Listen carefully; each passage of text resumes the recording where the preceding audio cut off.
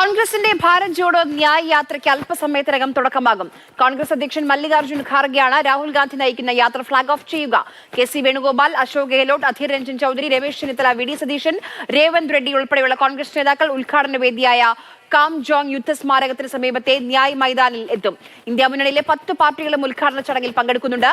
മണിപ്പൂരിലെ കാങ്ജോമിൽ നിന്ന് അർജുൻ പീതാംബരൻ വിവരങ്ങളുമായി ചേരുന്നുണ്ട്. അർജുൻ, യാത്ര എപ്പോൾ ആരംഭിക്കും?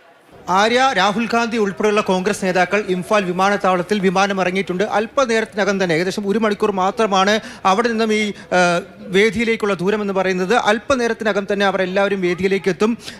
വേദി സജ്ജമായി കഴിഞ്ഞു.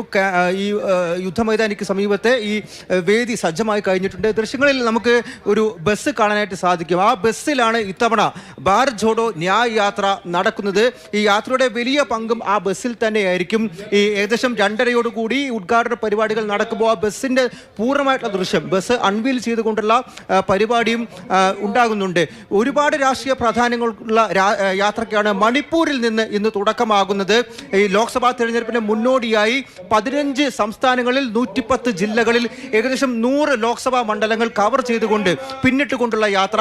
ആ 100 ലോക്സഭാ മണ്ഡലങ്ങൾ പകുതിയിലേറെ ഹിന്ദി ഹൃദയഭൂമിയിലുള്ളത്, മറ്റുള്ളവ SC ST OBC ന്യൂനപക്ഷ മണ്ഡലങ്ങൾ കവർ ചെയ്തുകൊണ്ടുള്ള ഒരു യാത്രയ്ക്കാണ് ഇന്ന് മണിപ്പൂരിൽ നിന്നും തുടക്കമാവുന്നത്.